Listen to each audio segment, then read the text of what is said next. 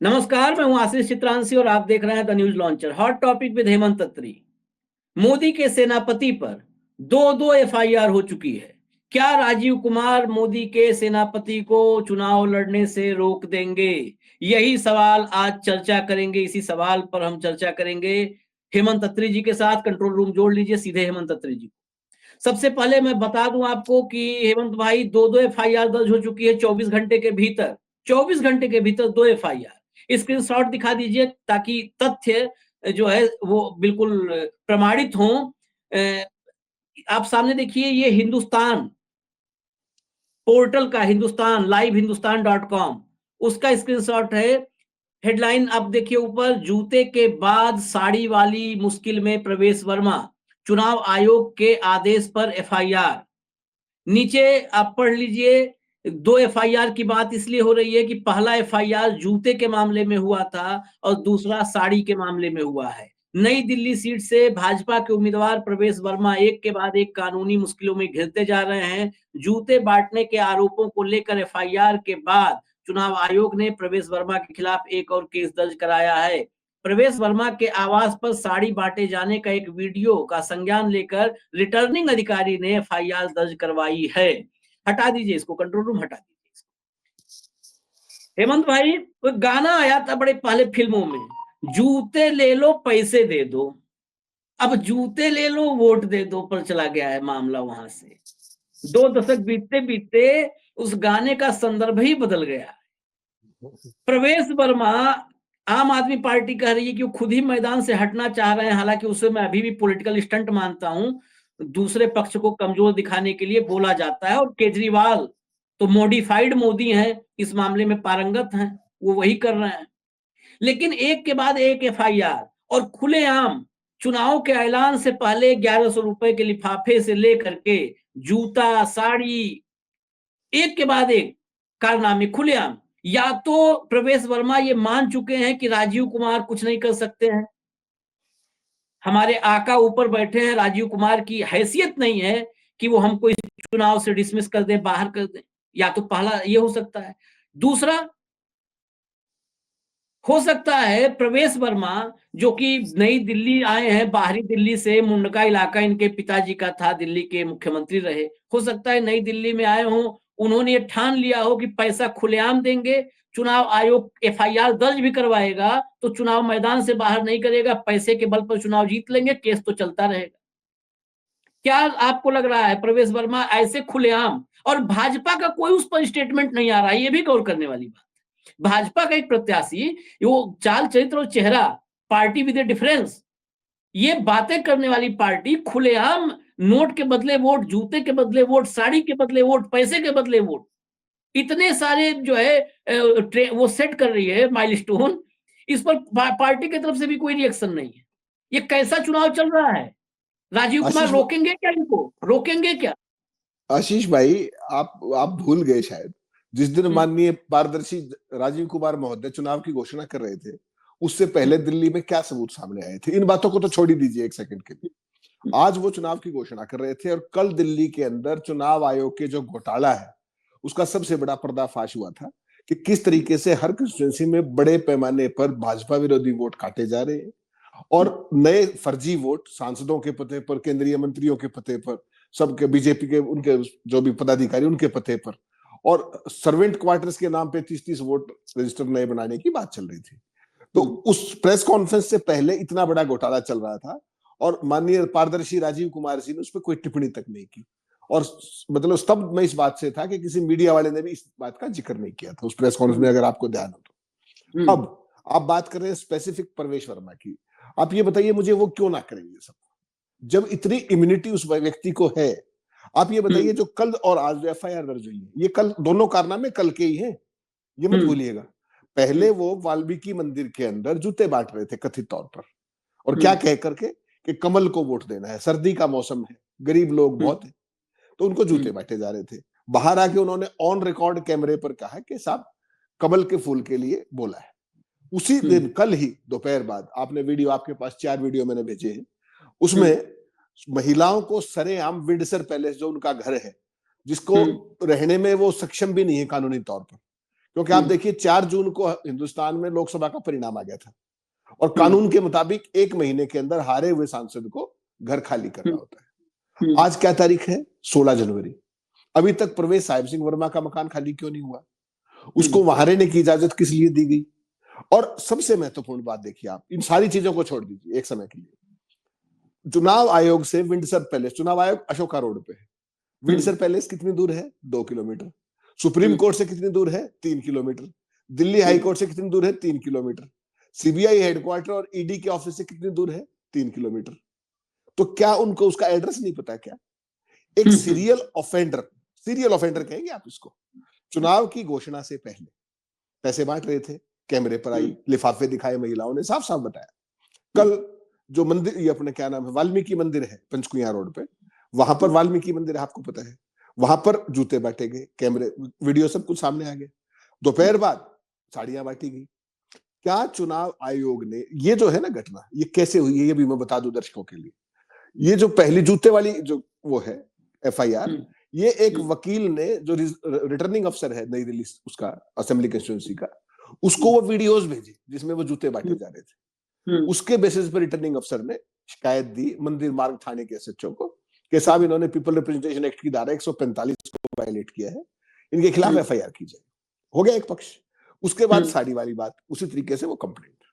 मेरा सवाल आपसे ये है कि अभी तक जो सारे वीडियोस जो हैं वो पब्लिक डोमेन में है, क्या राजीव कुमार जी की ओर से कोई नोटिस अब तक दिया गया है क्या? एक नोटिस तो दे दें कम से कम कि आप एमसीसी का वायलेशन कर रहे हैं, आपके खिलाफ ये कार्रवाई, आप उनके जवाब तलबी तो कर लीजिए। ये तो एक कानूनी कार्रवाई है, चुनाव आयोग का भी तो कोई दायित्व होगा। राजीव कुमार जो व्यक्ति नोटिस जारी नहीं कर रहा है, जवाब तलबी नहीं कर रहा है, उसके खिलाफ क्या कार्रवाई करेगा और कैसे डिस्क्वालीफाई करेगा? अदरवाइज अगर चुनाव आयोग को अपनी थोड़ी बहुत जो भी बची खुची है, 18 फरवरी को तो जा ही रहे हैं माननीय राजीव कुमार जी, शेरो शायरी में लगे होंगे अभी तो जाने से पहले कम से कम कमीशन की जो बची खुची साख है, ये तो वो पाथ ब्रेकिंग चीज कर सकते हैं कि इनको डिस्क्वालीफाई कर दे चुनाव लड़ने से। एक बहुत बड़ा मैसेज जाएगा और उनके ऊपर जितने भी आरोप लगे हैं, हो सकता है उनकी कालिक थोड़ी सी कम हो जाए। तो कोई भी व्यक्ति जाते जाते ऐसी चीज करना चाहेगा। लेकिन क्या आपको लगता है कि ऐसा संभव है? दिल्ली पुलिस वहीं पर है जहां पर ये सारा काम हो रहा है, सीबीआई भी वहीं पर है, ईडी भी वहीं पर है। क्या किसी ने जाके पूछताछ भी की है अब तक?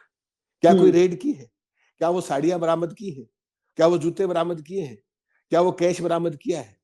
जवाब है ना। तो जब सारी की सारी एजेंसियां ही एक तरीके से पंगु हो चुकी हैं, तो राजीव कुमार क्या करे? और ये राजीव कुमार वही राजीव कुमार है, आप ये मत बोलिए। देखिए, साहिब सिंह वर्मा के बेटे प्रवेश वर्मा मोदी जी के ब्लू आइड बॉय हैं। क्यों? जिस समय श्रीमान अनुराग ठाकुर ने वो फेमस नारा दिया था देश के गद्दारों को, और वो तो उनकी प्रमोशन हुई थी, आपको ध्यान होगा, और उनको सरकार का चेहरा बना दिया गया था प्रमोशन करके, आई&बी मिनिस्ट्री दे दी गई थी। तो ये महोदय भी उसी के लिए डेस्परेट थे उस दौर में। तो इन्होंने क्या कहा था कि ये जो अल्पसंख्यक समुदाय के बारे में उन्होंने स्पेसिफिक कहा था कि इनकी दुकानों से कोई सामान मत लो, इनसे कोई काम मत करवाओ, और काम करवा भी लो तो पैसे मत दो, इनका दिमाग ठिकाने लगाना है। तो जो ऐसी विभाजनकारी शख्सियत है, वो ऐसा क्यों कर रही थी? जब इनकी टिकट काटी गई तो हम सबको लगा कि यार मोदी जी ने उनको टाइट कर दिया है, लेकिन टाइट नहीं किया। इसी घर में विंडसर प्लेस में रख करके, वो एक लार्जर प्लान का हिस्सा था कि विधानसभा में इनको लाएंगे, इनके धन बल, बाहुबल और तमाम बाजू बल, जुबां का बल, वाणी बल, उस सारे के जरिए, और जो इनकी लेगेसी है उसके जरिए केजरीवाल को नई दिल्ली में ही फंसाएंगे। वो गेम था। वो गेम अब सामने चल रहा है आपके।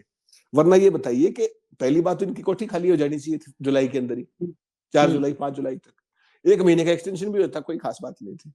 आज तो 16 जनवरी है आशीष भाई, वो वहां कर क्या रहे हैं? तो सीधा सीधा मतलब है कंप्लीट वर्दहस्त प्राप्त है मोदी जी को। और आपने सही कहा, जब मोदी जी का सेनापति मैदान में, तो राजीव कुमार क्या करेगा? राजीव कुमार कुछ नहीं करेगा। एफआईआर दर्ज होती रहेगी, मामला चलता रहेगा, अगर दांव लग गया तो खेल हो गया, हार गए तो कोई बात नहीं, केजरीवाल से हारे। मेरा इसमें मामला दूसरा है, ये एफआईआर वैसे दर्ज नहीं हुई। कल जब आपको ध्यान होगा, कांग्रेस का जब नए भवन का उद्घाटन हो रहा था, राहुल गांधी ने वहां आरएसएस बीजेपी पे तमाम तरह की बातें कही।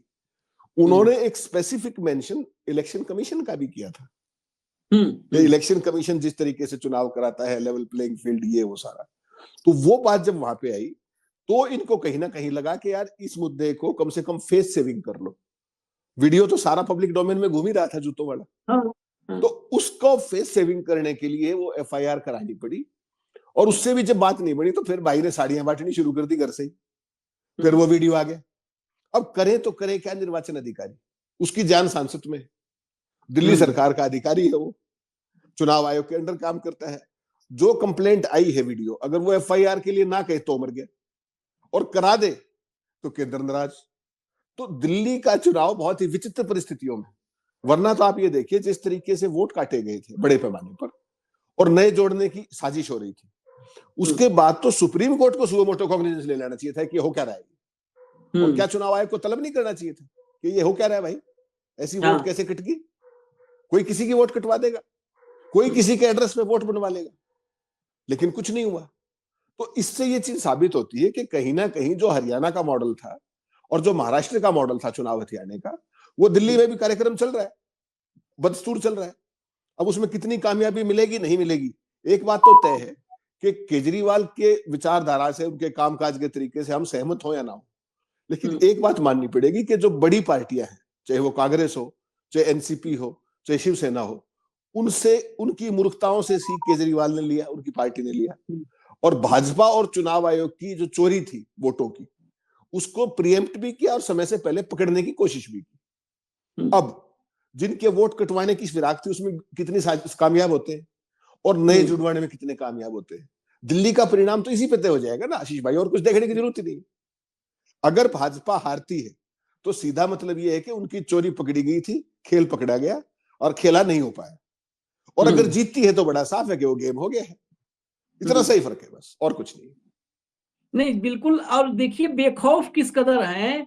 ये वीडियो अगर बगल में जो हमने चलवाया साड़ी के साथ, ये भी चलवा दिया, इसीलिए जूता वाला, जूते वाले वीडियो में जब वीडियो की शुरुआत हुई है तो कैमरामैन को बकायदे वो फोटोग्राफर, देखिए यहाँ पर बकायदे कैमरे फोटोग्राफर सब लगे हुए हैं, उन्हें कोई भय नहीं है राजीव कुमार का।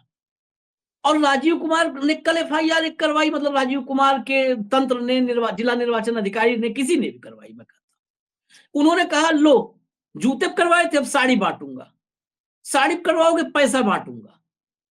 उन्हें पता है। और इस सिस्टम को डिकोड करने के लिए मैं एक बात और आपको बताता हूं, इस एफआईआर को कितने हल्के में ले रहे हैं और क्यों ले रहे हैं।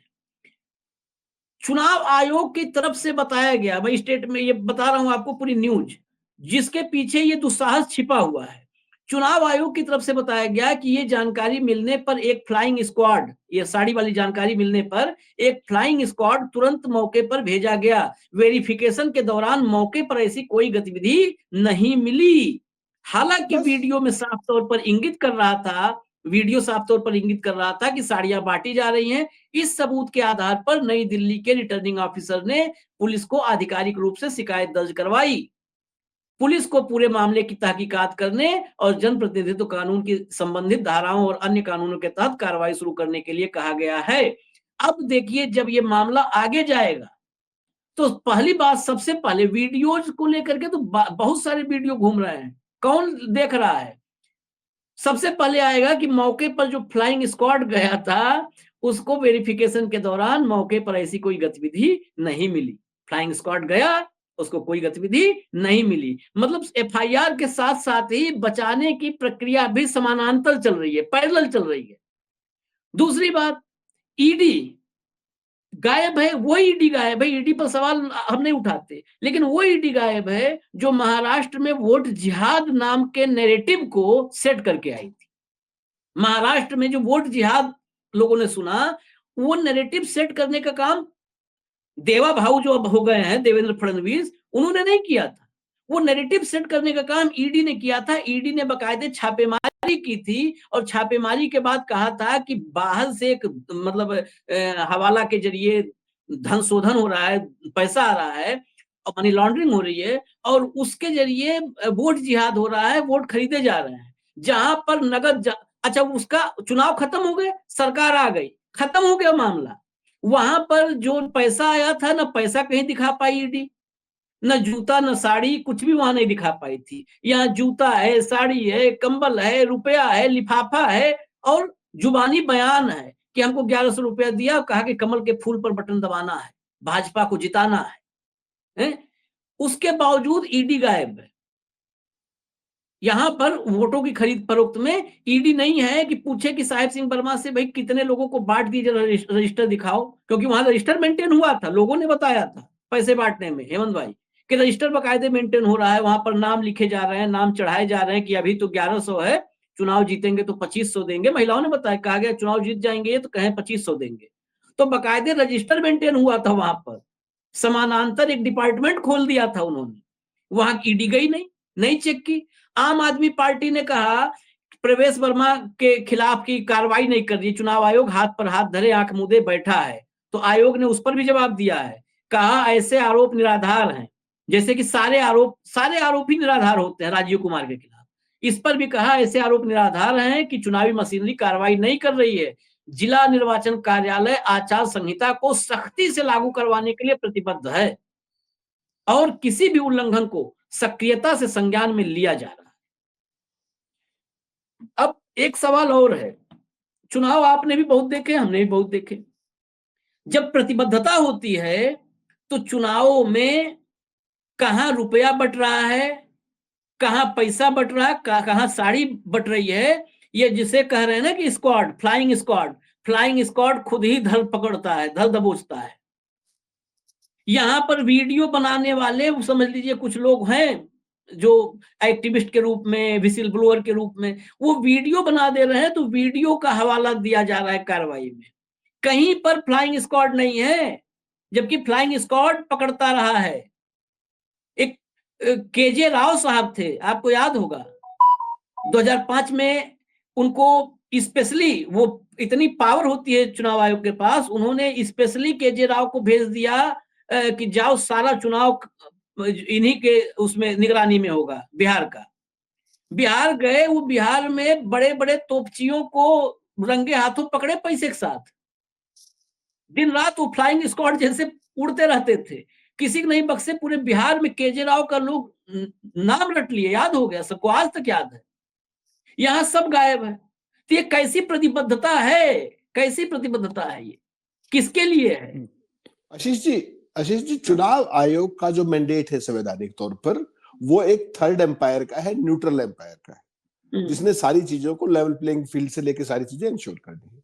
लेकिन यहाँ आप लगातार देख रहे हैं, पौने 11 साल से राजीव कुमार से और उससे पहले से प्रधानमंत्री जी ने क्या क्या किया, पूरी भाजपा ने क्या क्या किया, प्रचार में क्या क्या किया, क्या क्या चीजें पकड़ी गई, नहीं पकड़ी गई, आचार संहिता का आचार बढ़ा दिया गया, तो क्या किया। तो कहीं ना कहीं चुनाव आयोग भारतीय जनता पार्टी के इकोसिस्टम का एक महत्वपूर्ण अंग हो गया है, एम्पायर नहीं है वो एक ओपनिंग बैट्समैन हो गया है कि बीजेपी के लिए पिच का वो करके विश्लेषण करके, और बैटिंग की ओपन बीजेपी के लिए ये लोग करते हैं। मुझे ये कहने में कोई शंका नहीं। और जैसा आपने कहा, मैं तो पहले ही कह रहा था आपसे, जो चर्चा कर रहा था कि एफआईआर एक बात है, एफआईआर की जांच कौन करेगा? एफआईआर की जांच तो दिल्ली पुलिस नहीं करनी है। आपने कहा फ्लाइंग स्क्वाड, एक तरफ तो वीडियो चल रहा है, भाई साड़ी बट रही, अब 15 मिनट बाद 20 मिनट बाद फ्लाइंग स्क्वाड आएगी, आपको क्या मिलेगा? ना साड़ी मिलेगी, ना बांटने वाला मिलेगा, ना लेने वाला मिलेगा। तो ये सारी चीजें तो तय करके चली जाती है। बेसिकली जो मैंने पहले स्लॉट में कहा आपको, एक होता है फेस सेविंग करना, केवल एफआईआर की ये करवा करके एक फेस सेविंग कर ली, कार्रवाई का फैसला और बाकी चीजों का फैसला तो उनको करना है ना। पुलिस किसके पास है? अमित शाह के पास। फ्लाइंग स्क्वाड किसकी है? सब कुछ उनका है, एलजी के पास है। तो बाकियों के पास क्या है? बाकियों के पास रोना धोना है, रोते रोते रहिए, कोई खास बात नहीं।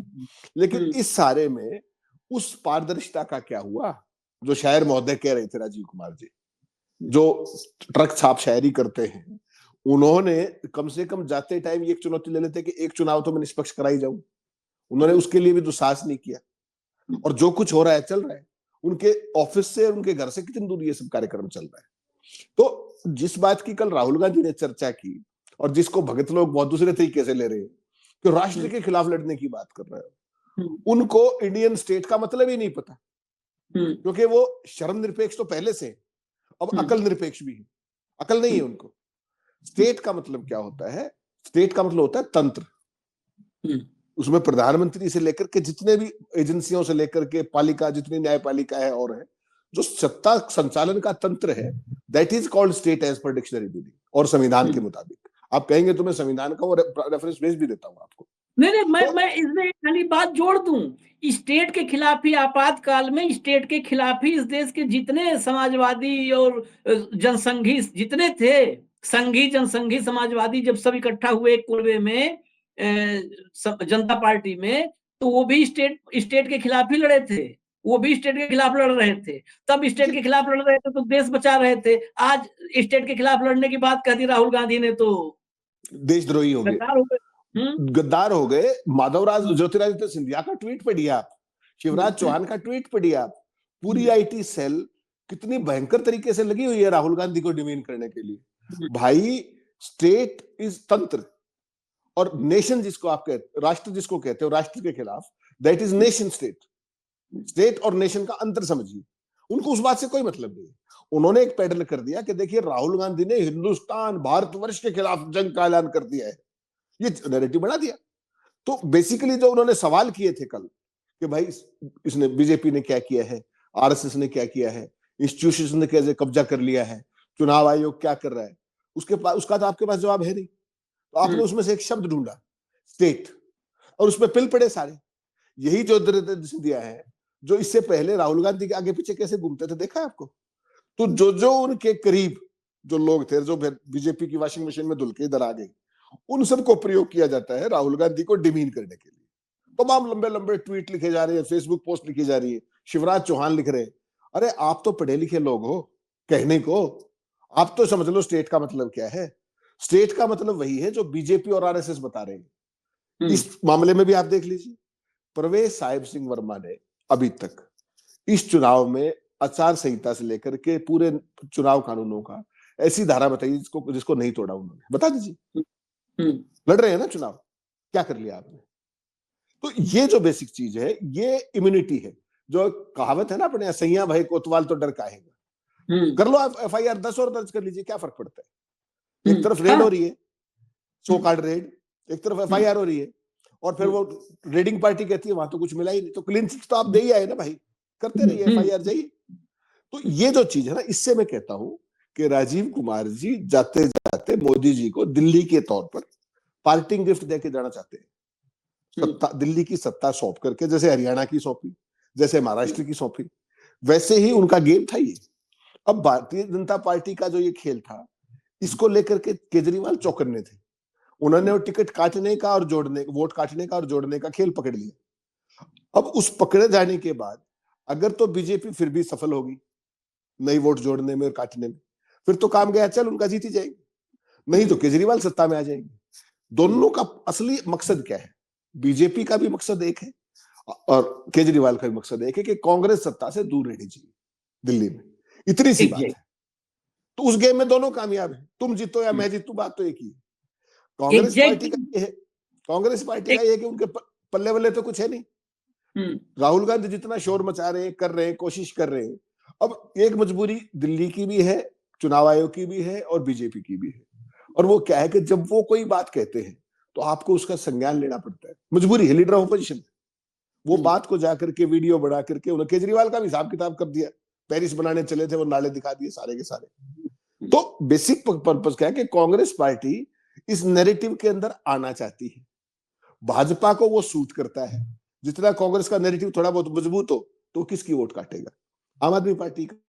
नहीं, उनको मैं वो मेरे आनंद मन ले में अब हम जब चर्चा पे आ ही गए हैं तो मैं, फिर वक्त हो गया है खत्म, लेकिन 30 सेकंड में मेरे मन में एक संदेह है। इस पर मैं कई लोगों से चर्चा निजी तौर पर कर चुका हूं, पब्लिक फोरम में पहली बार ये चर्चा कर रहा हूं।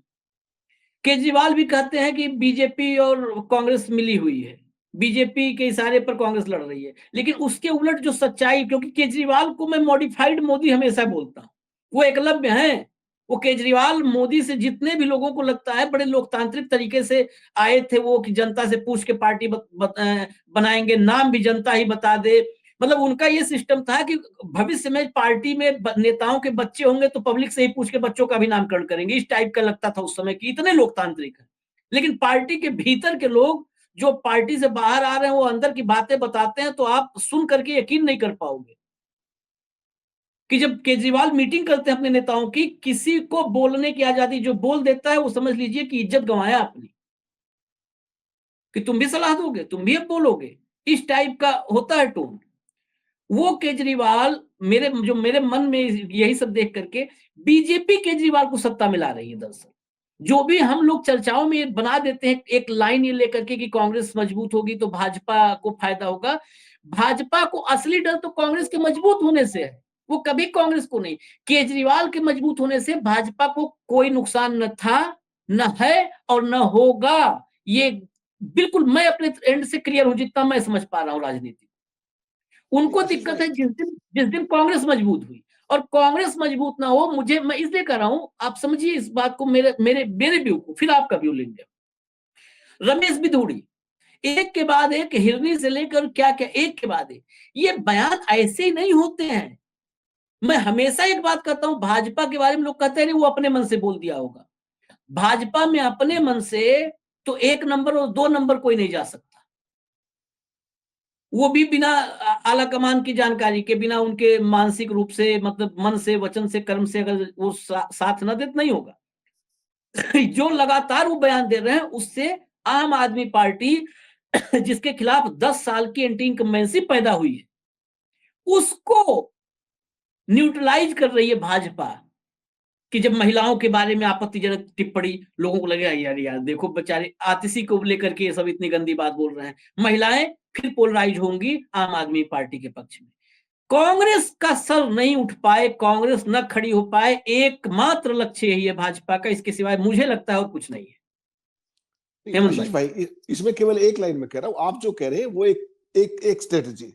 बीजेपी कभी भी सिंगल प्रोन स्ट्रेटजी से चुनाव नहीं लड़ती, 2 प्रोन 3 प्रोन स्ट्रेटजी, और वो क्या है उसको देखने की जरूरत है। अगर कांग्रेस पार्टी 7-8% वोट पे रह गई तो समझ लो आम आदमी पार्टी की सरकार दोबारा आ गई। समझ रहे हैं बात को? और अगर कांग्रेस पार्टी के 15%, 14%, 18% वोट आ जाते हैं तो सीटों में कन्वर्ट नहीं होंगे। वो सीट में तो 1-2 वोट ही आएगी, 17%, 18%, लेकिन आम आदमी पार्टी का सुपड़ा साफ हो जाएगा। उनका गेम ये भी है कि थोड़ा बहुत कांग्रेस पार्टी अगर दिखती रहे चुनाव मैदान में, तो जो बेसिकली 17-18% में बीजेपी को दिक्कत नहीं, क्योंकि वो तो वोट काट रही है कांग्रेस पार्टी। वो किसकी काट रही है? वो आम आदमी पार्टी कर रही है। ये 2 प्रोन स्ट्रेटजी है। दिखो, लड़ाई दिखाओ अपनी और आम आदमी पार्टी की, और कांग्रेस के कुछ वोट आते हैं तो आने दो, क्योंकि वो केजरीवाल के ही वोट कट रहे। मैं ये केवल कहना चाह रहा हूं, कांग्रेस पार्टी सीटें लाने के चक्कर में या सीटें लाने की हैसियत में नहीं है, ये फैक्ट है। जितनी भी सीट आएंगी दिल्ली में वो बाई डिफॉल्ट आएंगी, क्योंकि कांग्रेस में लीडरशिप, जैसे बीजेपी में, ईमानदारी की आप बात करो, बीजेपी के अंदर, दिल्ली के अंदर एक चेहरा है बीजेपी के पास जो मुख्यमंत्री पद के लिए हो। वही क्राइसिस कांग्रेस के पास भी है। जब आपके पास बस का ड्राइवर ही नहीं है तो बस में आप किसी को बिठाए रहो, क्या फर्क पड़ता है? चले तो नहीं ना वो। तो असलियत ये है, बीजेपी की एक प्रोन स्ट्रेटजी है कि लड़ाई दिखे हमारी और आम आदमी पार्टी की, और उसमें अगर कांग्रेस के 5-7% वोट बढ़ते हैं और उसमें सीट में कन्वर्ट तो होना नहीं उन्होंने, तो उनकी बल्ले बल्ले है। तो मैं केवल उस पर्सपेक्टिव से जो बीजेपी सोचती है, मैं केवल वो बात कह रहा था। बिल्कुल, ये बड़ा रोचक है, इसमें इतनी रणनीति, इतने रास्ते, इतने दांव पेच हैं। खैर, भाजपा को मैं हमेशा एक मामले में कहता हूं कि उसके पास ड्राइवर हो ना हो, वो ड्राइवर नहीं होता है तब भी बस के पीछे 15-20 लोग खड़े होते हैं, वो धक्का मारते हैं बिना ड्राइवर के। कई बार बस दिखती है कि बिना ड्राइवर, लोग और ताली बजाते हैं कि देखो भाजपा की बस है, बिना ड्राइवर के भी चलती है, क्योंकि उसके पास काडर है। 35% पर बीजेपी 1998 से सत्ता से बाहर है दिल्ली में, गौर कांग्रेस के लिए बात मैं बता रहा हूं, 98 से बाहर है, उसके बावजूद 2024 तक उसके पास 35 से 38% के बीच मतदाता उसके स्थिर हैं।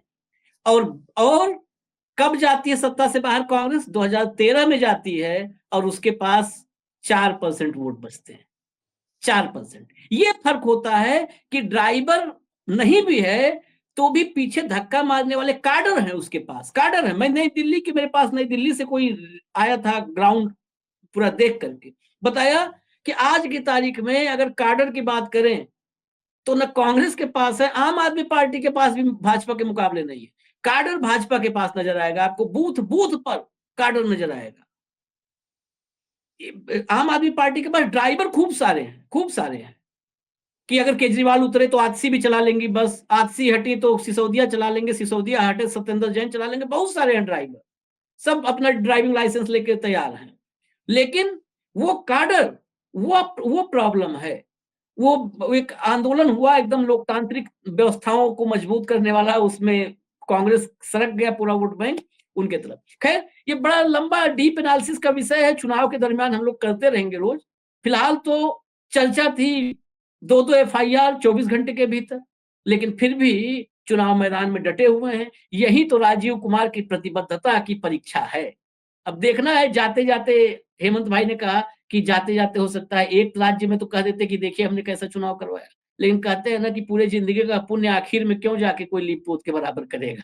जाते जाते प्रतिबद्धता और मजबूत होनी चाहिए। इजाजत दीजिए, हमें कल शाम फिर मिलेंगे हॉट टॉपिक विद हेमंत अत्री। नमस्कार।